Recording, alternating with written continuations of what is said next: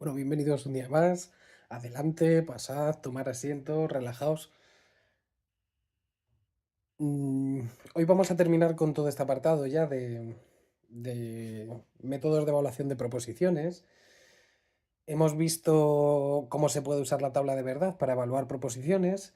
Hemos visto las leyes lógicas, pero también vimos que las leyes lógicas se pueden llegar a usar de formas bastante creativas. Por eso vimos en el vídeo anterior la forma clausulada como una forma como una forma de hacer, una forma de darle un sentido, un orden al uso de las leyes lógicas. Y bueno, solo nos quedaría ver lo último, que es refutación. Mm, Vamos a aclararlo. Eh, Cuando nosotros estamos hablando de refutación, en este apartado estamos hablando de refutación lógica. También existirá una refutación matemática más adelante. No son lo mismo, porque la refutación lógica sigue hablando aún de la estructura de la estructura de una proposición. Cuando lleguemos a refutación matemática veremos que ahí ya no se evalúa sobre la estructura, sino sobre el significado de una proposición, porque de momento las proposiciones que nosotros no estamos viendo no tienen estructura, aún verdaderamente no hay significados que evaluar. Nosotros estamos poniendo de momento ejemplos del lenguaje natural, pero ejemplos que no nos interesan mucho. En algún momento tendremos que empezar a usar todas estas leyes lógicas y todas estas proposiciones que estamos viendo ya dentro del campo matemático, cuando recuperemos a ese matemático que hemos dicho alguna vez que tenemos encerrado en un cajón y que le tenemos ahí desde el principio. Bien, para hacer uso de la refutación lógica, básicamente, en nuestro caso, lo único que vamos a ver para hacer una refutación lógica es la ley de reducción al absurdo. La ley de reducción al absurdo nos sirve para ver, es el método a través del cual vamos a hacer la refutación lógica nosotros. Bien, bueno, la ley de reducción al absurdo la he escrito aquí, ya la veis. Esto es un recuerdo un poco de las leyes lógicas, lo tenéis que tener en mente.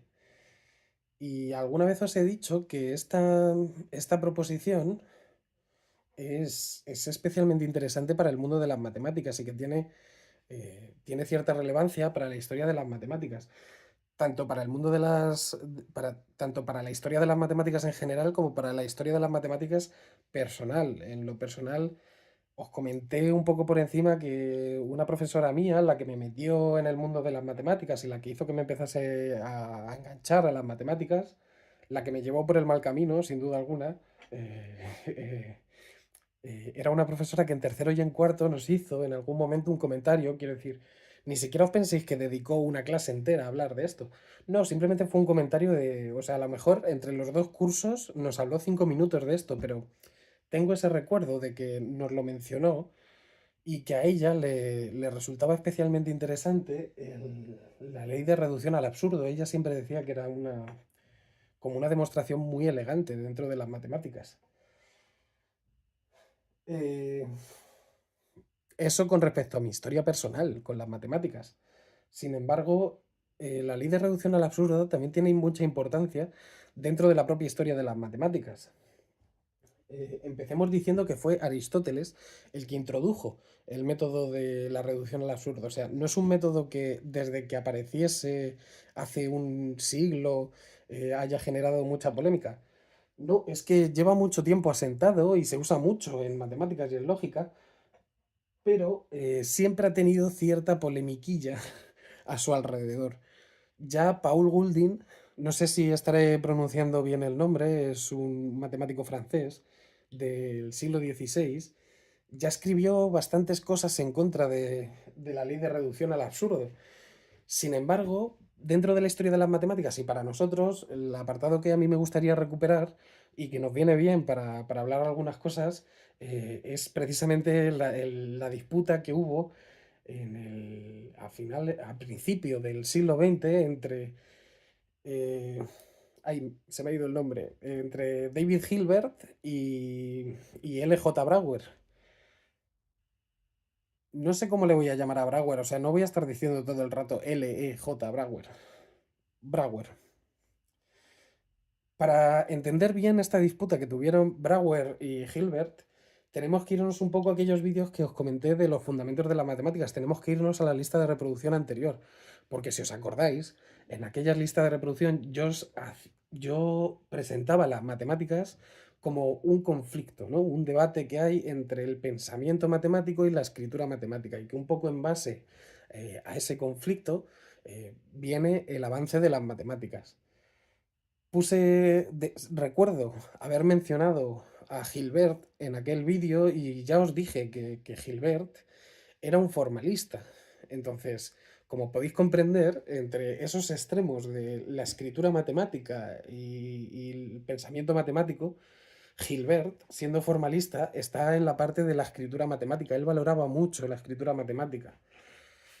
Y por otro lado, Brouwer, de este ya no sé si ni siquiera si le mencioné en aquellos vídeos de fundamentos de las matemáticas, pero Brouwer también es un personaje en matemáticas bastante interesante, muy importante para lo poco que se le da y que se le conoce, en mi opinión, pero bueno. Brouwer prácticamente sentó las bases de lo que se llamaría el intuicionismo. No nos vamos a meter mucho en qué es esto del intuicionismo, pero claro, si una rama de las matemáticas pone el fundamento de las matemáticas en la intuición, creo que todos nos podemos hacer una idea de que es una parte que hace fuerza en el pensamiento matemático, mucho más que en la escritura matemática.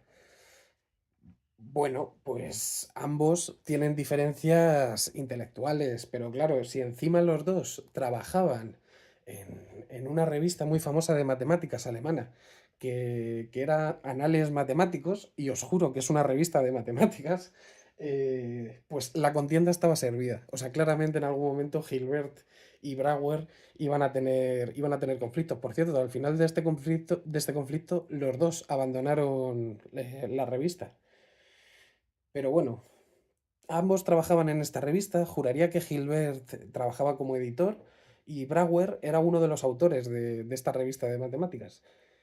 Entonces, bueno, pues en algún momento Brouwer empezó a exponer algunas teorías que a Gilbert no le gustaban.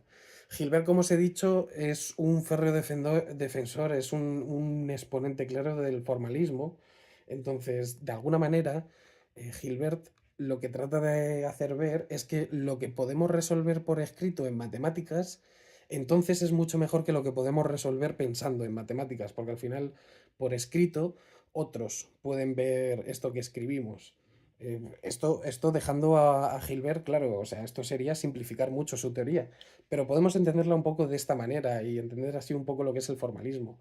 Entonces, claro, Gilbert era un apasionado de todos los métodos griegos de demostración, porque precisamente todos los métodos griegos de demostración, si pensáis un poco en la importancia de Platón, es precisamente el valor de la tradición escrita. O sea, Platón es el paso de Sócrates a Platón. Sócrates no escribió nada y sus discursos, pues supongo que al final habrán sido utilizados por un montón de griegos de su momento.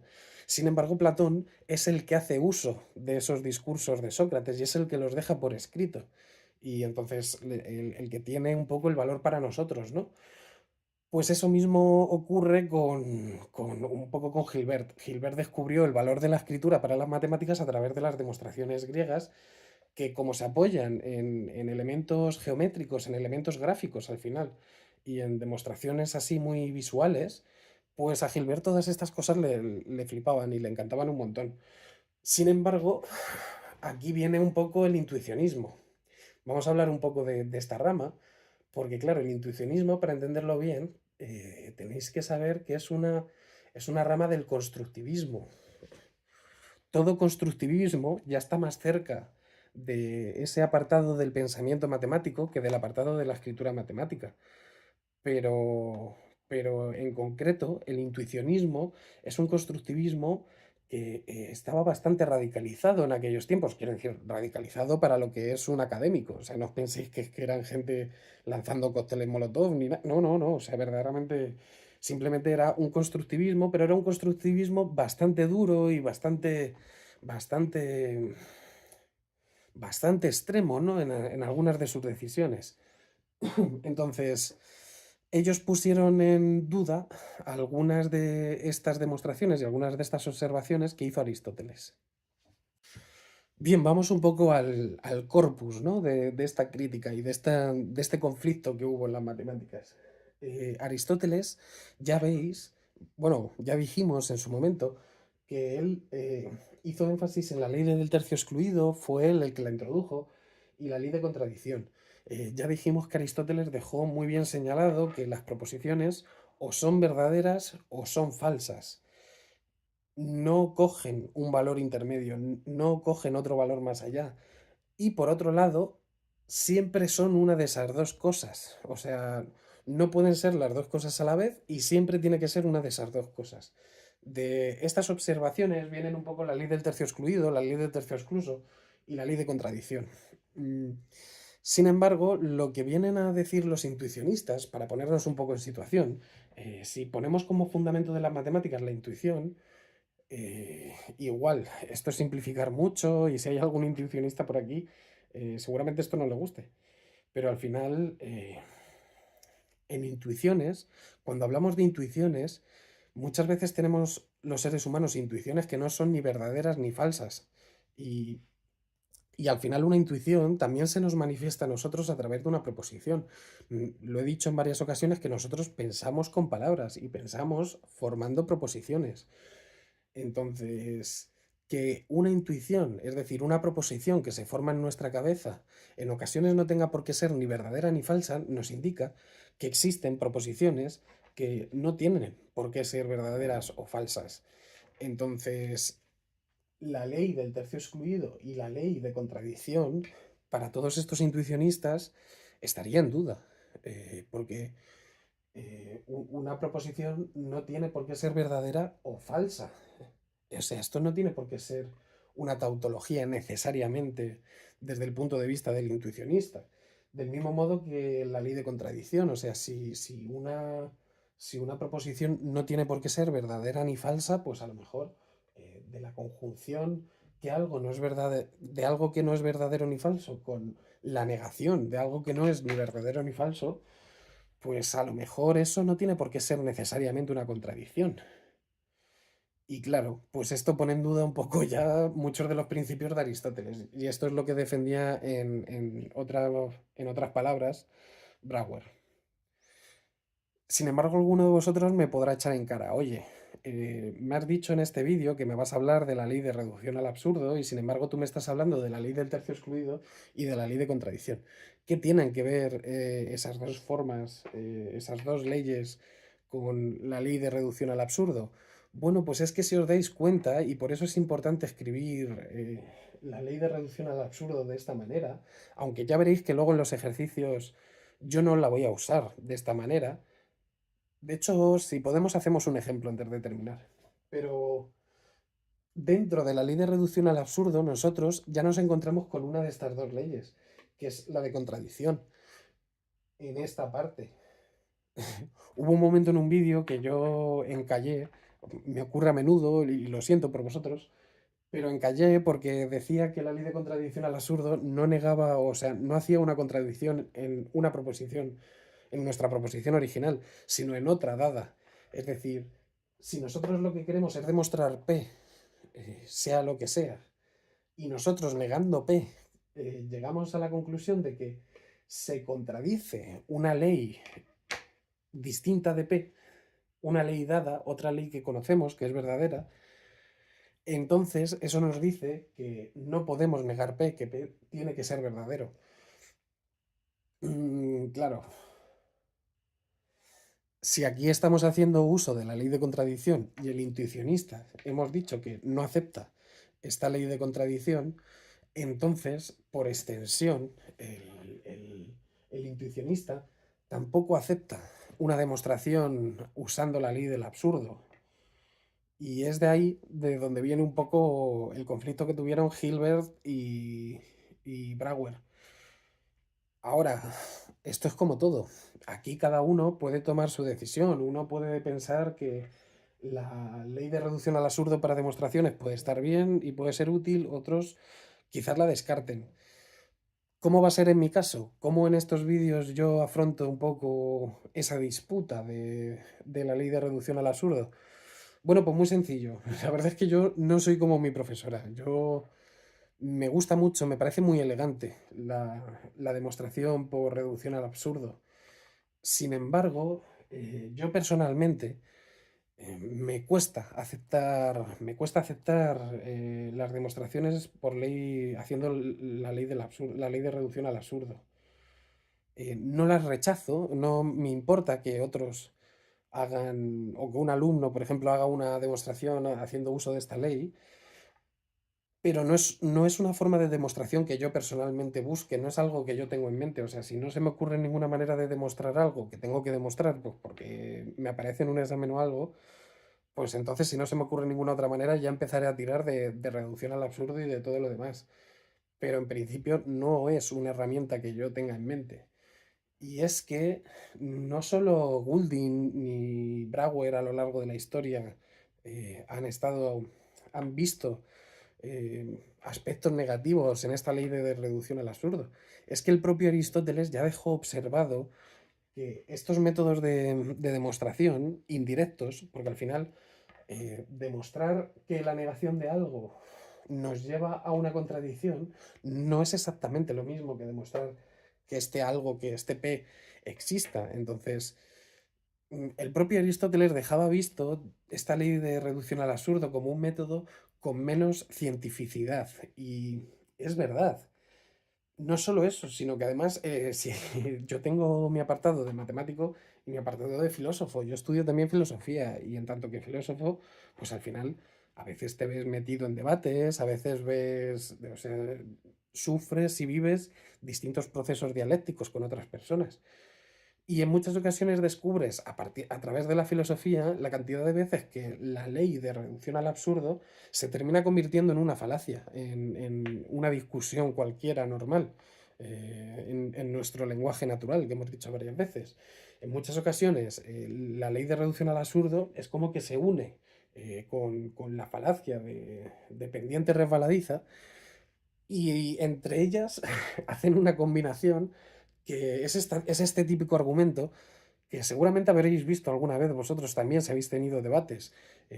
Imaginaos que yo exponiendo mi postura en un debate, pues lo que os digo es lo que pienso, pero expresándome, como ya hemos dicho alguna vez, que condensar todo lo que pensamos en una línea de diálogo al final es difícil, pues a lo mejor expresándome cometo un error. Que, por ejemplo, yo ya en este canal he tenido varios errores. O sea, verdaderamente si quisierais ser críticos conmigo y aplicarme la ley de reducción al absurdo con mis vídeos, ya podríais. Y sin embargo, muchas ocasiones se aprovecha ese fallo del contrario para tratar de desmontar toda su idea. Y esto es un error muy común en los debates filosóficos del que quiere terminar rápido e irse. Y a mí no me gusta. Entonces, como he podido experimentar un poco en filosofía los efectos negativos de la ley de reducción al absurdo, a mí en matemáticas tampoco me gusta acostumbrarme a hacer uso de la ley de reducción al absurdo, porque aunque en aspectos lógicos yo no tenga ningún problema y yo no sea como Brouwer y yo no pienso que sea descartable la ley de reducción al absurdo, yo sin embargo, por motivos prácticos, prefiero evitarla. Prefiero evitarla. ¿Qué hora es? Bueno, me he puesto a grabar esto y resulta que me estoy quedando sin tiempo, que me tengo que ir a trabajar. Eh, para ver un ejemplo simplemente del uso de la refutación, como ya hemos visto en el capítulo anterior, cómo hacer un ejercicio con la forma clausulada de proposiciones, esto lo voy a explicar un poquito rápido, o sea, no sé cómo saldrá. Eh, Pero básicamente lo que me interesa es que veáis cómo hago yo personalmente la ley de reducción al absurdo en lógica, porque aunque la escribo de una manera, y esa forma de escribirla es importante porque nos permite explicar pues todo ese conflicto que hemos visto hace un momento entre Hilbert y Brouwer, y este conflicto entre el pensamiento matemático y la escritura matemática, verdaderamente yo la manera en la que uso la ley de reducción al absurdo es un poco de otra manera, sobre todo en esto. porque mm, en pensarlo simplemente con el ejemplo de si llueve, entonces mi patio se moja. Bueno, pues si yo quiero demostrar eso por reducción al absurdo, con incluir la consecuencia negada como parte de las premisas, yo ya sé que tendría que llegar a una contradicción. Si yo sé que cuando llueve, entonces mi patio se moja, si llueve y mi patio no se moja, eso tiene que ser contradictorio de alguna manera. Bien, pues esa es mi manera de usar la ley de reducción al absurdo y esa es mi manera de hacer refutación con estructuras lógicas. Como veis nosotros, en este caso lo que vamos a querer demostrar, esta es otra de las leyes de silogismos que no hemos visto, esta sería la ley del dilema destructivo, si no me equivoco. Eh, Como veis, esta ya es más complicada que algunas leyes que hemos hecho, pero básicamente nos dice que si P implica Q y R implica S y no ocurre Q y no ocurre S, entonces es que no ocurre P o no ocurre R. Esta es un poquillo más complicadeta. De nuevo, podréis hacer... Yo recomendaría que hagáis todo lo que hemos visto hasta ahora, que hagáis uso de la tabla de verdad, que la veáis con la tabla de verdad, que la tratéis de reducir con las leyes lógicas. En concreto, yo quiero demostrar esta haciendo uso de la ley de reducción al absurdo. Entonces, como ya os he dicho, si llueve entonces mi patio se moja, por lo cual si llueve y mi patio no se moja, eso tiene que ser contradictorio. Entonces, si esta parte, que es el... Por cierto, yo quiero demostrar esto, pero esta es la proposición de la que partimos, ¿eh? Que recordad que esto no era una proposición, esto no es un conector, esto es metalenguaje. Bien, entonces nosotros queremos demostrar de este conjunto de premisas esta consecuencia. Por cierto, aquí faltan unos paréntesis, pero bueno, queremos demostrar esta consecuencia. Entonces, yo esta consecuencia la voy a meter negada entre el conjunto de premisas.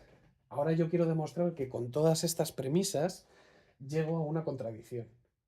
Y este paso de toda esta proposición a toda esta proposición de aquí, la segunda, el paso es precisamente el uso de la ley de reducción al absurdo. Bien, pues una vez tenemos hecho este paso, ya lo demás vuelve a ser la forma clausulada de proposiciones. En concreto, bueno, pues el primer paso es utilizar aquí las leyes de De Morgan para que nos quede esto.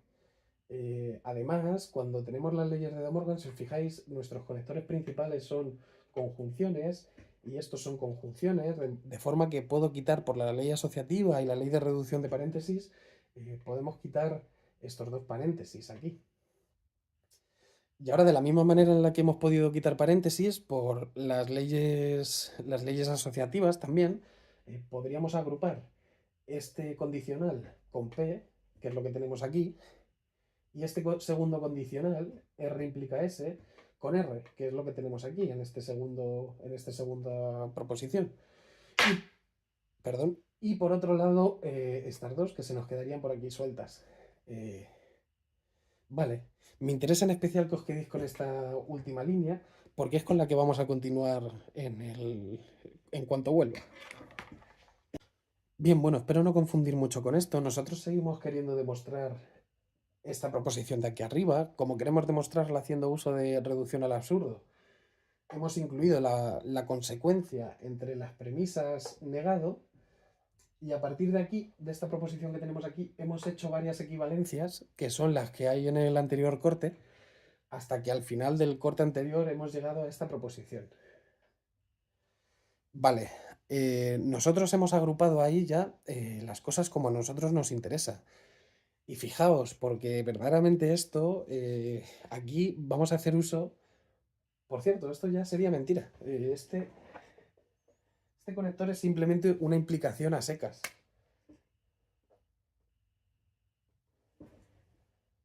Que me he dado cuenta ahora. ¿Por qué sería eso una implicación a secas? Pues porque si os dais cuenta en este paso, nosotros estamos haciendo uso ya no de una de las leyes lógicas de equivalencia, que os dije que es lo que más vamos a usar en estas, sino que como me viene bien, he tratado de hacer uso de una de las leyes de inferencia, una de las leyes de inferencia que vimos en el apartado de leyes lógicas. En concreto, si no me equivoco, esta es la ley del modus ponendo ponens, es decir, a una implicación, si le ponemos ponens, si le ponemos el antecedente, entonces obtenemos el consecuente. Dicho de otra manera, si llueve, entonces mi patio se moja y sabemos que llueve, entonces mi patio se moja. Y esta es igual, esta si os fijáis es exactamente lo mismo. R implica S, tenemos que ocurre R, entonces tiene que ocurrir S, por obligación. Y en el último caso, esta de aquí, si os dais cuenta lo que hemos hecho es las leyes de De Morgan, pero al revés. Por cierto, aquí también me faltan unos paréntesis, es que lo estoy haciendo esto un poco rápido. No sé qué tal quedará para el vídeo, pero bueno. La cuestión es que si lo veis, esta negación ha salido para afuera, la disyunción se ha convertido en una conjunción. Tampoco tendría que pararme mucho en esto porque es exactamente las mismas leyes que hicimos uso en el vídeo anterior. Pero ahora, si os fijáis de nuevo en lo que nos queda, tenemos aquí una conjunción, Q y S, y tenemos aquí la misma cosa negada.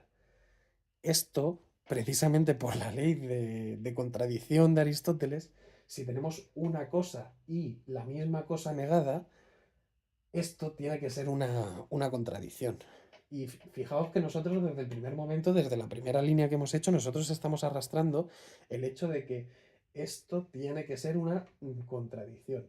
Bien, pues aquí hemos obtenido la contradicción, entonces, ¿esta contradicción nos lleva a una contradicción? Pues esto ya es tautológico. Nosotros ya hemos demostrado que esta proposición es una tautología, es una ley, y lo hemos demostrado haciendo uso de la ley de reducción al absurdo. Así que bueno, no me quiero entretener mucho más. Os haría un poco de introducción al siguiente vídeo, pero verdaderamente estoy un poco de debate últimamente y no sé cuál va a ser el siguiente vídeo. Así que bueno, con eso y un bizcocho, adiós, seguimos sintonizando.